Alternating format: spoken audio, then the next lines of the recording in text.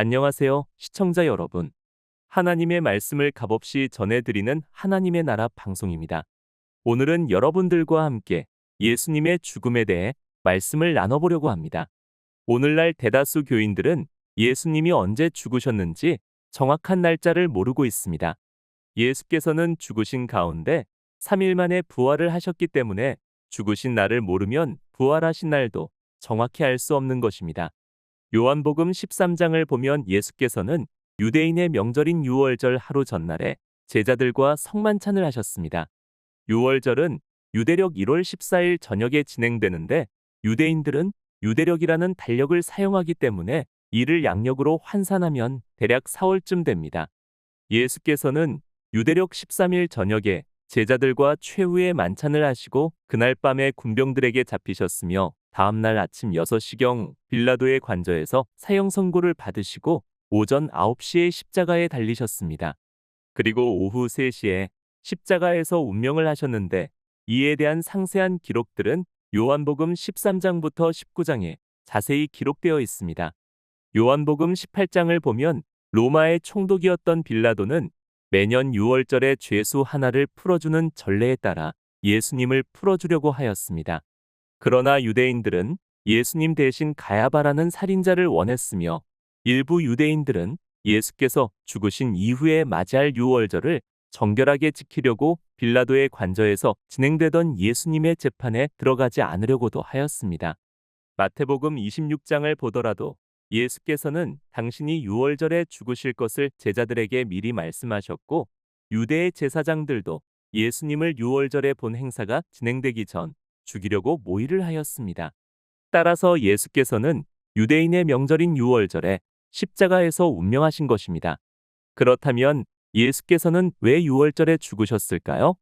성경을 보면 예수님은 유월절 양의 예언으로 오셨습니다. 성경에 증거된 유월절 양은 흠이 없는 수컷으로 해야 하고 유대력 1월 10일에 미리 골라 두었다가 14일 오후 3시에 성전에서 잡았습니다. 이에 따라 유월절 양의 예언으로 오신 예수께서도 여자가 아닌 남자로 오신 것이며 유월절 양을 골라두던 유대력 1월 10일에 예루살렘 성전에 입성하셨는데 이와 같은 사실은 요한복음 12장을 통해 확인할 수 있습니다. 또한 유월절 양은 오전 9시에 성전으로 데리고 가서 오후 3시에 일제히 잡았는데 예수께서도 유월절 양을 성전에 모으던 오전 9시에 십자가에 달리셨고 유월절 양이 희생되던 오후 3시에 운명하신 것입니다. 그리고 유월절 양의 뼈는 하나도 꺾지 말라는 성경의 가르침에 따라 예수님의 뼈도 꺾지 않았던 것입니다. 예수께서 죽으실 당시 예수님의 좌우편에는 두 강도가 함께 있었습니다. 그러나 이들이 죽지 않자 옆에 있던 군병들은 망치로 이들의 다리뼈를 꺾어서 죽였습니다.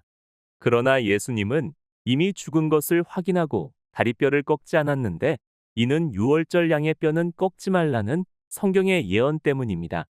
이뿐 아니라 교회사와 이스라엘 문화원의 자료를 보더라도 예수께서 유월절에 운명하셨다는 사실을 쉽게 확인할 수 있습니다. 따라서 예수께서는 유대인의 명절인 유월절 즉 유대력 1월 14일에 운명을 하셨기 때문에 예수님의 부활도 이로부터 3일이 지난 16일에 일어난 것입니다.